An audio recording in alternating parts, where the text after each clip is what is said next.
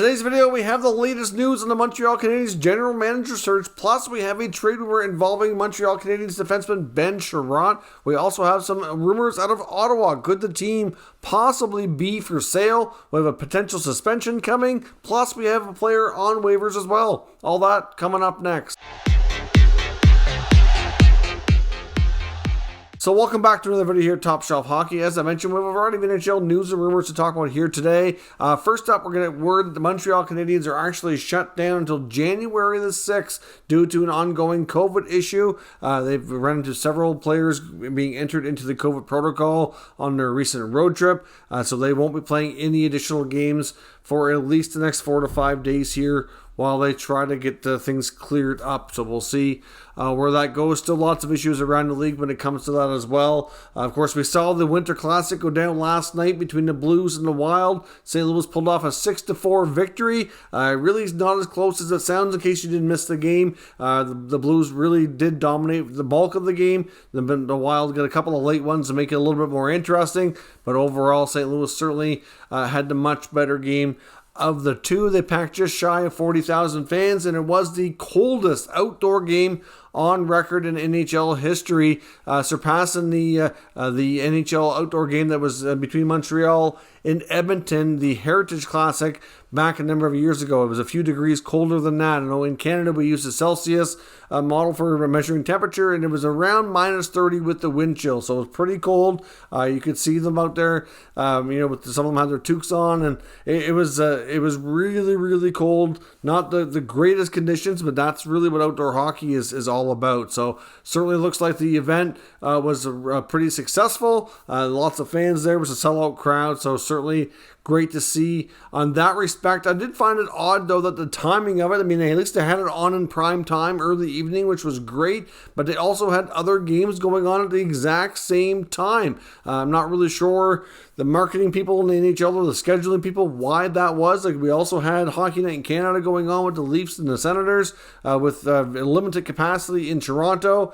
Just seems like a really weird thing to do. You'd think with the NHL wanting this to be the marquee event of the year, that they would schedule it at a time when there's no other action going on. No different than the Hockey Hall of Fame stuff and everything else. You think there would be certain days when they could just have one thing. In times in the past, I think they have done it that way, but obviously didn't work out that way this year. I understand they have games to try to squeeze in here with all the scheduling issues they've had, but I just noticed that and it just doesn't make a lot of sense to me. You think they would try to maximize the returns on that and get as many eyeballs on that event as humanly possible. When it comes to the waiver wire, we have NHL veteran forward James Neal of the St. Louis Blues was placed on waivers at 2 o'clock this afternoon Eastern time. So we'll find out that time tomorrow if he indeed is claimed or not. I think there's a pretty good chance we could see him picked up, even though things haven't worked out as he had hoped with the Blues. He has 4 points, I believe, in 17 games. A couple of goals to his record this year. James Neal is a proven goal scorer with a ton of experience, including a lot of playoff experience. And there's a lot of NHL teams right now that are playing shorthanded, largely due to COVID protocols. And with the taxi squad now being an option as well, they're able to carry a few more bodies around. So that certainly kind of increases the odds, I think, of James Neal getting picked up. Of course, at one point he was on a pretty unfavorable contract, but he was bought out of that deal by the Edmonton Oilers last year, then signed a 1-year cheap veteran contract with the St. Louis Blues this past offseason. So at this point, it's short term and not much money. So I think a team, you would think, at least takes a chance here on the real deal. He's a former 40-goal scorer, which was quite some time ago now. That's 10 years removed. But even back, in the first season with Vegas, he was a 25-goal scorer and played well for them in the playoffs. So certainly that's not all that far removed. And even in Edmonton, after he ended up there at the Calgary-Edmonton trade for him and Lucic, he did put up 19 goals,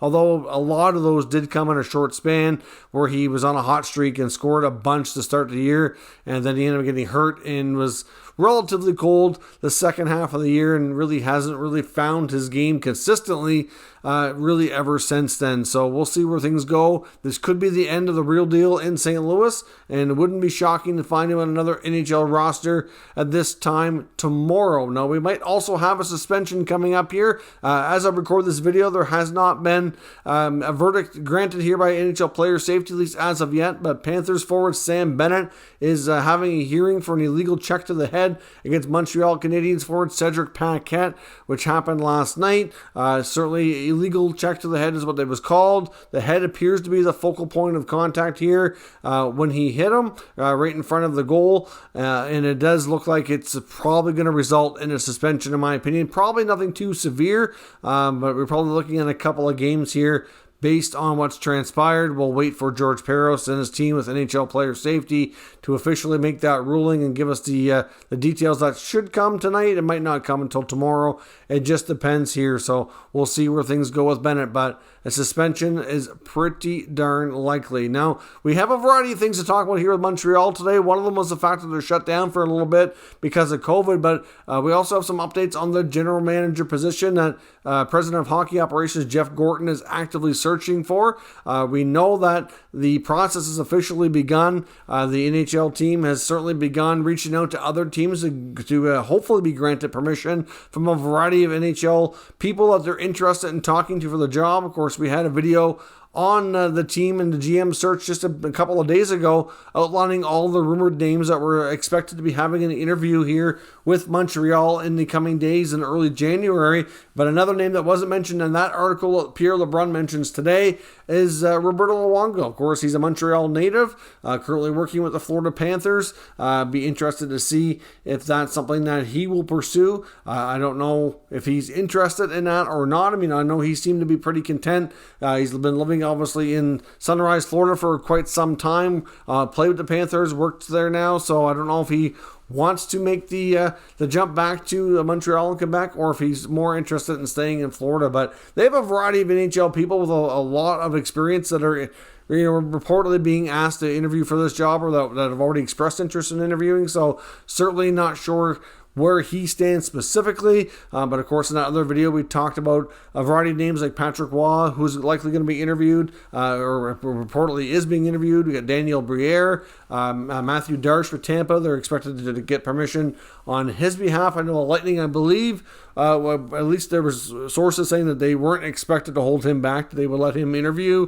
A couple of females as well, including Emily Costanguay, who's the agent for Alexis Lafreniere, amongst others as well. If you didn't catch that video, I'll link it here up in the YouTube cards, but we can add another name to that list here according to LeBrun when it comes to Roberto Luongo. So let me know what your thoughts are and his odds of landing the job in the comments. We can certainly discuss that further. I would imagine as well there's bound to be a few other names.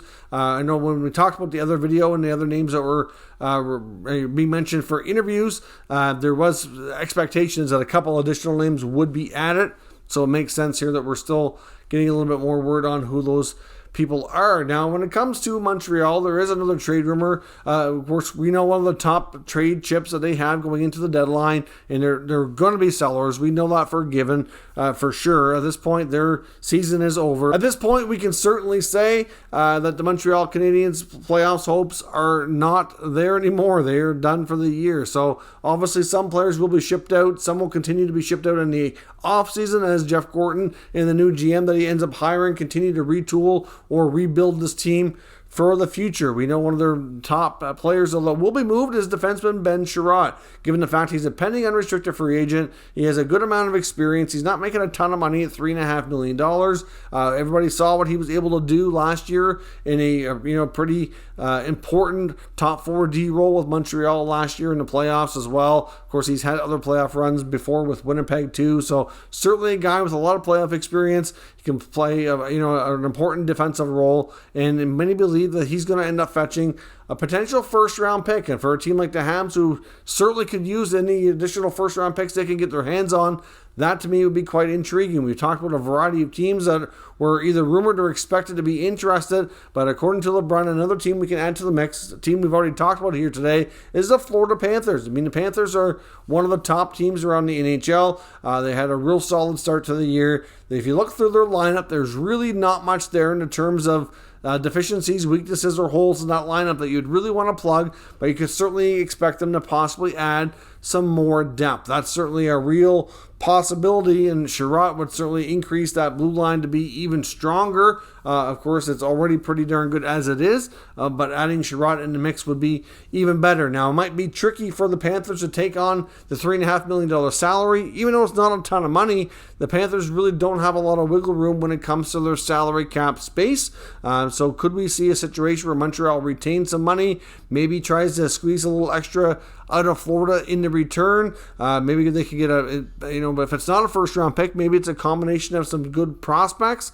I know the Panthers are in a situation where they may offer even an additional pick for the future. Maybe it's a 2023 pick, but they do have some prospects there that Montreal might be interested in too. So hard to say exactly what the return will be, but I'm not really sure that we're going to get into a bidding war type of scenario, but I don't really think there's going to be a lot of experience top 4D on the rental trade market. So given the fact that he is one of them that we can guarantee at this point, we do expect the return to be fairly substantial for the Canadiens. Now, another big rumor that's been coming around here regarding the Ottawa Senators. I've seen this now from a couple of different sources. I will link some articles down below in the pinned comment for you to take a look at here, but I've seen this from two separate places now. They both claim to have sources that indicate this is something that's being heavily discussed, and it could be a change in ownership. The Senators just might be for sale. There's rumored to be ongoing discussions behind the scenes for a potential sale involving Eugene Melnyk, possibly selling the team to former NHL players and longtime Ottawa Senators Daniel Alfredsson, Chris Phillips, as well as a third party, which would likely be another heavy investor. Of course, we know Phillips and Alfredsson are the 1 and 2 spots on the all-time games plays list for the Ottawa Senators. They both worked for the Senators after retiring, but it didn't last long because both appeared to not really be overly fond of working with Eugene Melnyk.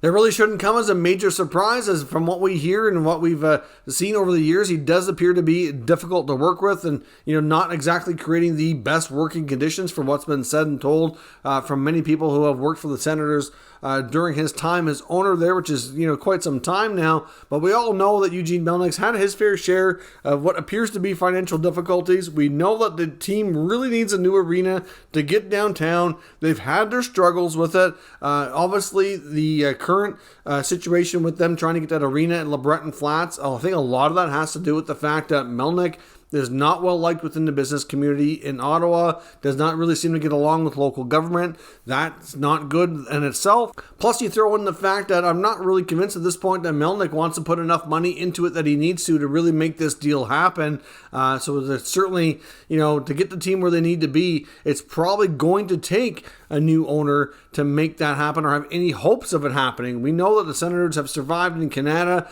and they've done okay, but certainly the fact that getting downtown would be a substantial boost. I know a lot of the local people there have been saying it for years that the team needs to get into the downtown core in order to make it a lot more feasible to go to games, and it will certainly give the team a major boost. We have a situation where they have a really good group of young core players, led by Brady Tkachuk as captain, who just signed a long-term contract, Josh Norris, Drake Batherson, Thomas Chabot. This team is going to be, potential team that can be a really exciting, fun team to watch here over the next number of years. And obviously, these guys, as former players, appear to be very interested in having an ownership stake in helping move this team where it needs to go. They probably see the potential and want to be involved, but they just can't work with Eugene, which, like I said, really shouldn't come as a surprise to any of us. But I know as Senators fans, this is something that would be almost wishful thinking. I hate to get anybody's hopes up because there's, these types of things can take a long time.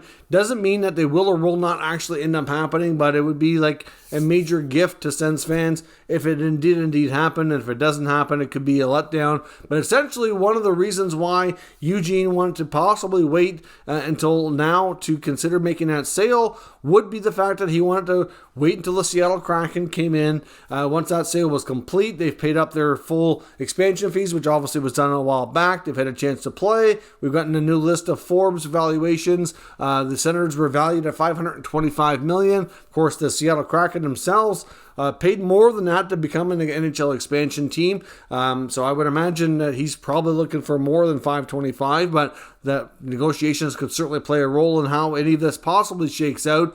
But it's, at one point, Melnyk was rumored to do this, but then for a long time, things have been pretty quiet, and he's been pretty reluctant to kind of give up his ownership stake and sell the team and move on. All kinds of rumors about Melnyk over the years. None of it's come to fruition here as of yet. But obviously, given the fact that the Kraken have now come in, they've expanded again, valuations are pretty much at an all-time high here, with several teams being valued at over $1 million. And I think a big part of the reason why the Senators are not worth more is the arena. You've seen teams that have added new, state-of-the-art arenas recently have skyrocketed in value. Like, look at the Edmonton Oilers, for example, after adding their new arena just a few years ago. Now their value is up over $1 billion. It's gone up substantially in the past 4 to 5 years. So the Senators are another team that could be in a similar situation here. They get a new ownership group, get a new arena. They have an exciting group of young prospects and core young players to take this team to the future. It's the perfect timing as a good investment for a lot of the right people. And those guys would be the right people because they know the game, they know the city, they know the team. And they would certainly be, in a similar situation we've seen with other players like Mario Lemieux in Pittsburgh, etc., who could, guide this team in the right direction. So, like I said, we don't want to get anybody's hopes up here because this is far from being confirmed, but we've seen it from a couple of different sources, a couple of different articles. It seems to be, creeping up more and more here in the rumor mill. So, hopefully there is something to it, and Sens fans can get the gift they've been looking for here for a long time and get a new owner for this team to take it in the right direction. So let me know your thoughts on that and everything else discussed here today down in the comments. We'll discuss further. If you're new to this channel, make sure you subscribe and stick around. We'll keep you up to date with all the latest news, rumors, and analysis on all 32 NHL teams. Thank you for watching, and I'll catch you next time.